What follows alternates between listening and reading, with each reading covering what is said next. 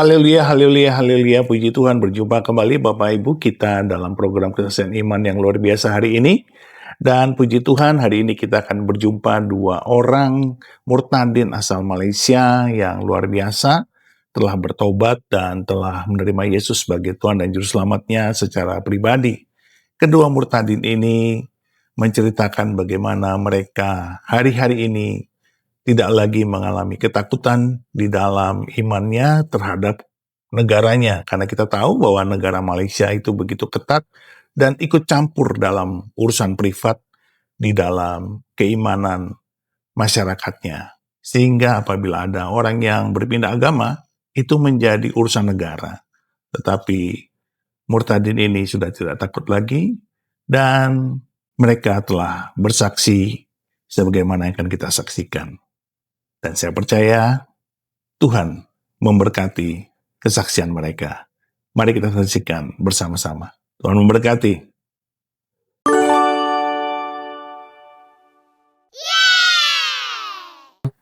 Ya, shalom. Silakan. Selamat siang juga. Ya, saya salam perkenalan. Oke. Hari ini satu tentang saya bingung. Kita dalam agama Kristen tapi bahasa dia Arab. Saya ini sebenarnya Muslim, tapi saya keluar dari Muslim, saya masuk Kristen. Dan saya terkejut apabila kamu berdoa. Saya cakap, saya ini tidak keliru ke? Dia bahasa Arab.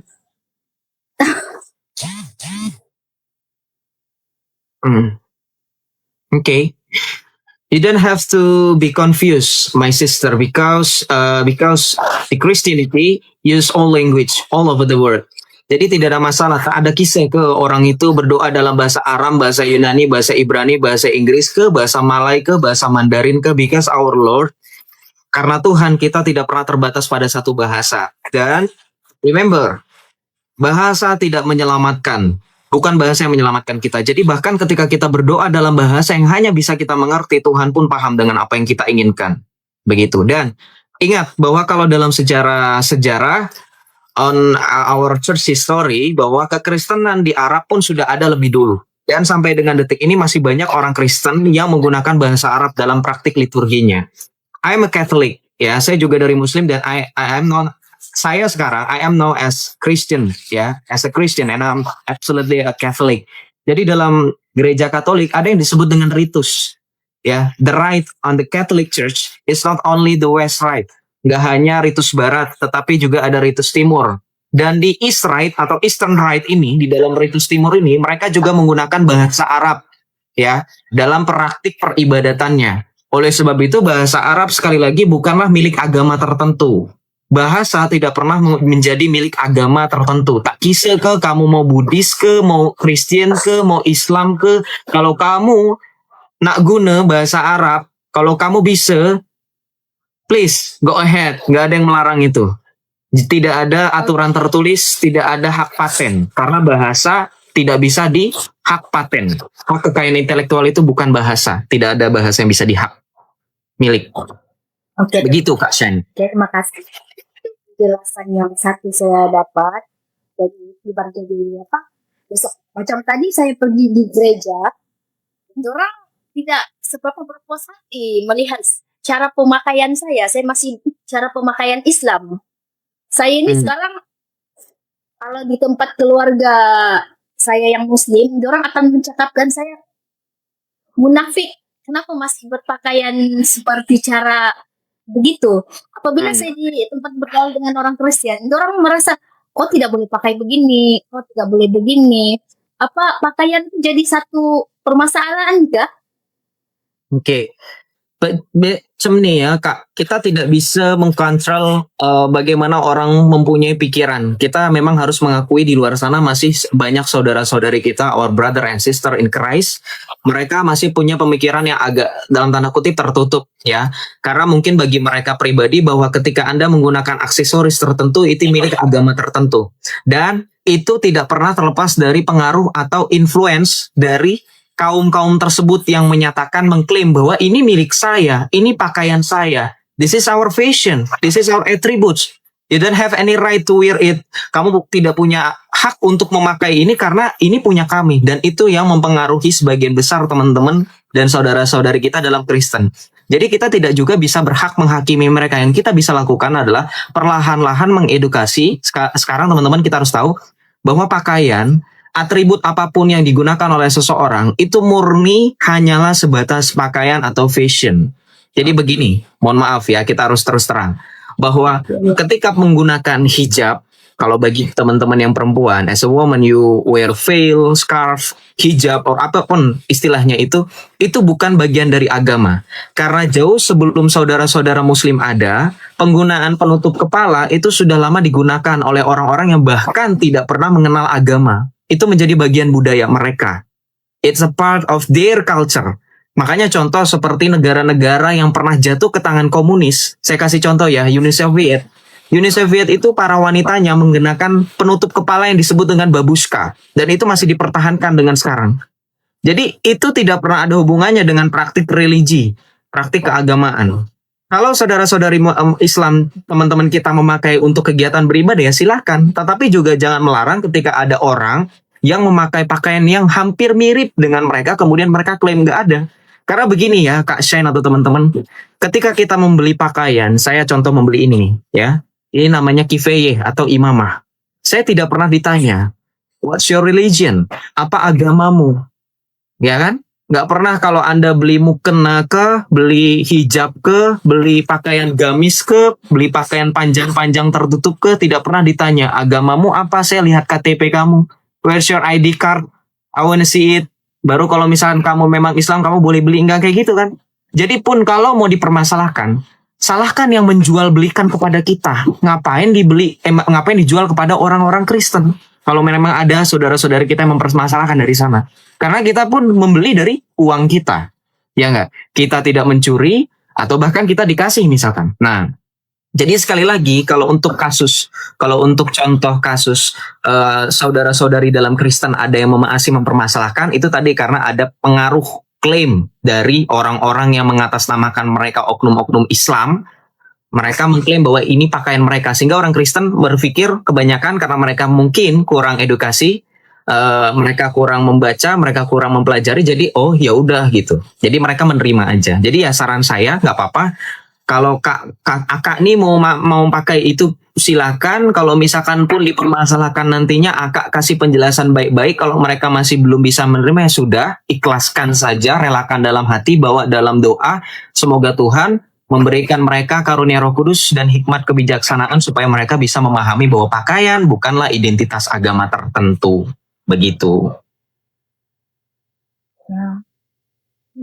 Ini saya boleh rasa macam lega apabila sudah dijelaskan.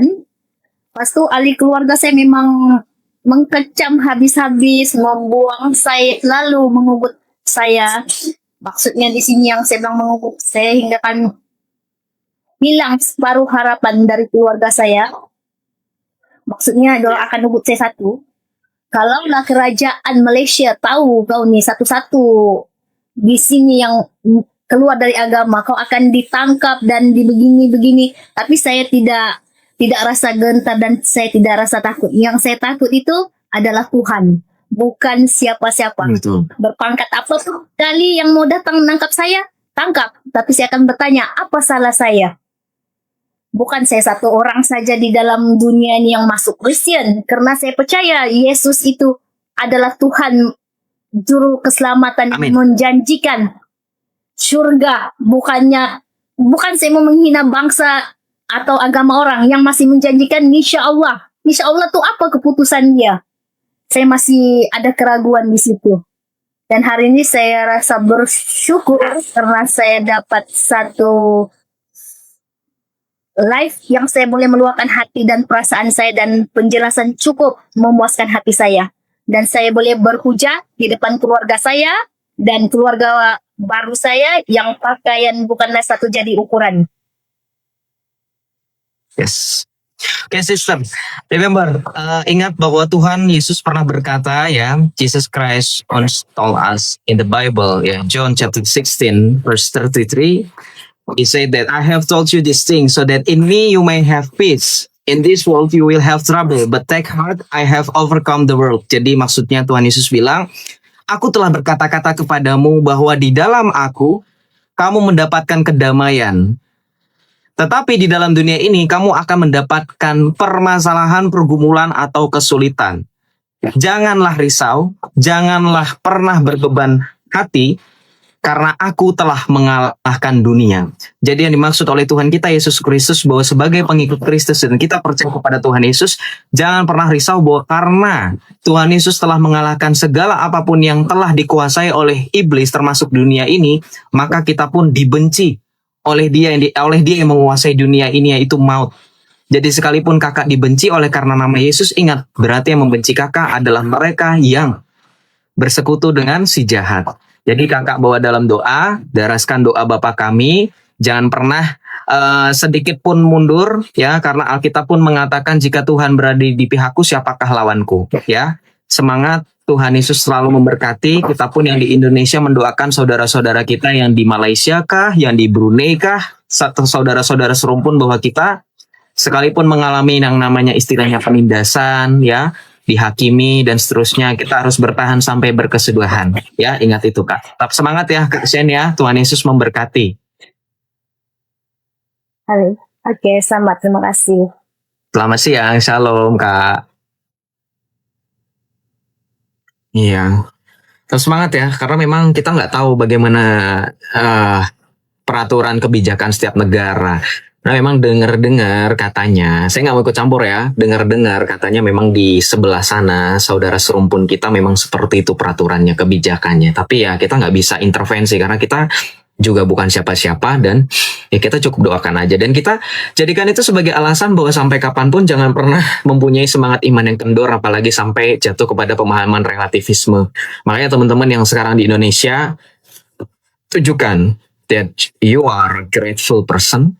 Sekalipun di Indonesia belum sebebas untuk memuliakan nama Tuhan, tapi ingat di bawah kita ada yang lebih parah gitu. Jadi jangan sampai pernah malas-malasan ke gereja, apalagi jangan sampai pernah ya namanya membiarkan relativisme, pemahaman itu merusak keyakinan kita tentang Kristus, apalagi sampai menjual Kristus demi sesuatu yang fana. Ingat, saudara-saudara kita di luar sana mati-matian mereka mempertahankan iman akan Kristus. Ya, saya nggak perlu sebut negara-negara mana, tapi teman-teman juga bisa baca di berita, di media ya, tahu.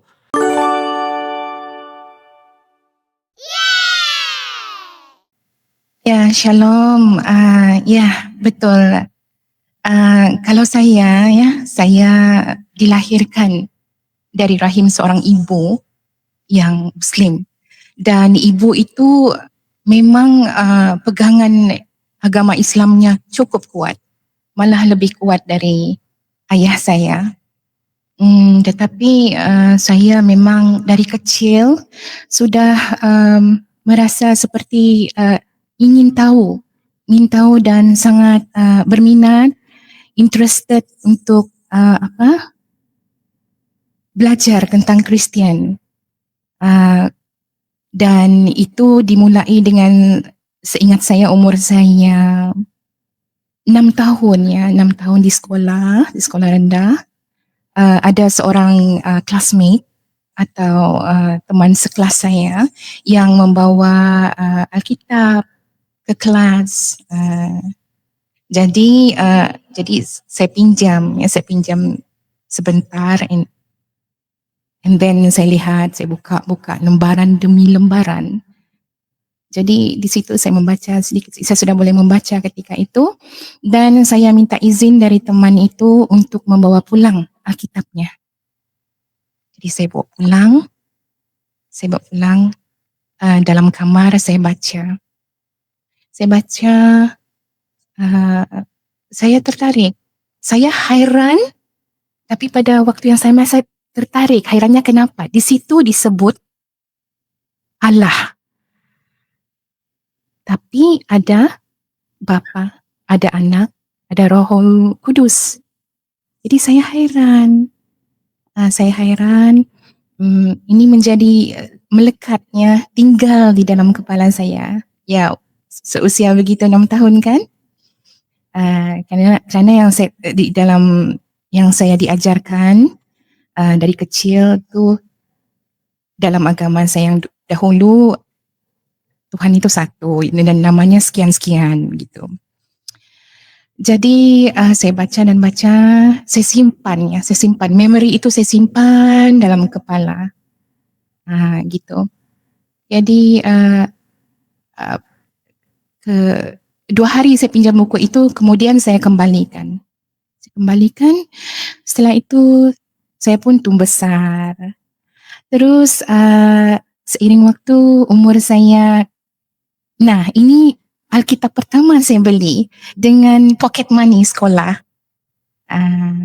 Ketika itu pocket money yang diberi oleh ayah saya tidak banyak, cukup untuk membeli sebungkus nasi lah gitu kan. Tapi saya saved, saya beli Alkitab pertama umur saya 16 tahun, form 4 kalau di Malaysia. Saya beli, saya puas hati sebab di situ saya membaca, itu di dalam English, Alkitab itu yang saya beli versi King James version. Saya baca di situ, saya benar-benar merasakan perbezaan di antara kitab yang selama ini saya baca di agama saya yang dahulu dengan kitab yang ini. Kerana kitab yang ini detail dan tidak bercanggah, tidak bertentangan. Semua ada di Alkitab itu. Jadi itulah. Jadi sampai sehingga kini saya sudah mempunyai 4 Alkitab gitu. Tapi yang paling saya sayang sekali itulah yang King James Version. Sebab di situlah saya katakan love at first sight. Jatuh cinta kali pertama. Jadi kalau bagi saya secara pribadi, begini, saya simpulkan begini ya.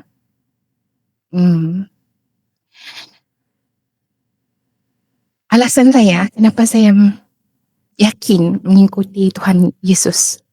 Nah, kalau saya yang pertama, yang saya dapatkan selama ini, belajar yang saya dapatkan yang tidak ada di kepercayaan saya yang dahulu, sering saya dengar, tiap hari saya dengar itu. Inti ajaran Yesus adalah kasih. Dan ajaran Yesus masih berlaku dan bermanfaat hingga saat ini. Nah, terus Kristus adalah tokoh sejarah. Mukjizatnya, karyanya, hingga kematiannya sudah dipastikan oleh sejarah.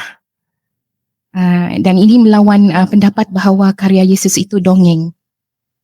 Semua termaktub di dalam sejarah. Setelah itu kebangkitan Kristus memang tidak dapat dipercayai akal ilmiah. Tapi buah dari kebangkitannya itu dapat dilihat dari keberanian saksi-saksi ya. Dia ada saksi-saksi mata.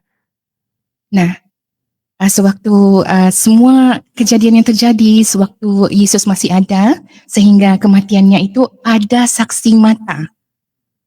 Ini mempertahankan iman umatnya hingga sampai mati gitu. Rasanya tidak mungkin seseorang mempertahankan kebohongan hingga rela disiksa bertubi-tubi begitu kan. Terus itulah selama saya mengikuti Yesus, saya belum menemukan ajarannya yang janggal ataupun melawan hak asasi manusia. Tidak ada. Yesus adalah Tuhan yang sangat adil dan sekaligus penuh kasih. Gitu. Terus yang saya ingat lagi, berbagai pola nubuatan. Sebenarnya perkataan nubuatan ni saya baru belajar gitu. Tapi saya guna pada malam ini berbagai pola nubuatan kedatangannya Kristus sudah dinubuat sejak ribuan tahun. Tidak mungkin kalau suatu kebetulan ya ia benar-benar memiliki pola yang rapi selama ribuan tahun. Terus pola ini juga tidak mungkin disebut sebagai pemalsuan, ya. Salinan kitab, saksi mata, dan salinan-salinan kitabnya dari orang Yahudi ataupun Kristen. Semuanya memuatkan nubuatan yang sama gitu. Sebenarnya ada beberapa alasan lagi untuk saya meyakini Yesus, tetapi malam ni saya tidak dapat menguraikannya satu persatu. Cuma ini yang saya boleh masukkan di sini, gitu. Apa ya? Puji Tuhan, saya sudah dipilih. Dan apapun yang terjadi, I will hold on. I will keep my faith until my last days. Itu saja. Amen. Puji Tuhan, puji Tuhan, puji Tuhan, kesaksian yang luar biasa dari dua murtadin wanita dari negeri jiran. Dan biarlah kita terus mendukung ibu-ibu ini supaya mereka terus setia di dalam Tuhan dan kehidupan mereka menjadi berkat yang besar bagi keluarganya dan tentunya juga berbuah, bukan hanya bertumbuh, berakar, tapi juga berbuah yang lebat sehingga menjadi kesaksian bagi banyak orang. Dan nama Tuhan dipermuliakan. Dan kita semua yang menyaksikan program ini, mari terus dukung pelayanan ini dengan ikut berdoa, bersafaat demi nama Tuhan untuk keselamatan jiwa-jiwa yang terhilang. Karena doa-doa kita dibutuhkan oleh jiwa-jiwa yang terhilang supaya mereka diselamatkan, supaya Yesus Tuhan kita menjamah mereka dan mengalami perjumpaan pribadi dengan Tuhan, sehingga mereka mengalami kasih Tuhan. Mari, biarlah kasih Tuhan itu juga mereka rasakan setelah kita merasakan kasih Tuhan. Setelah kita diselamatkan, mari kita mendoakan supaya mereka diselamatkan. Kalau kita mendoakan, ada kuasa Roh Kudus yang bekerja, yang menjangkau mereka. Karena doa orang benar, apabila dengan yakin didoakan, sangat besar kuasanya. Dan itu sangat berguna bagi keselamatan jiwa-jiwa yang terhilang, yang membutuhkan Tuhan Yesus Kristus. Tuhan memberkati kita, dan tetaplah semangat di dalam Tuhan. Dalam nama Bapa dan Anak dan Roh Kudus, di dalam nama Tuhan Yesus Kristus. Haleluya, haleluya, haleluya. Amin, amin, amin, amin, amin.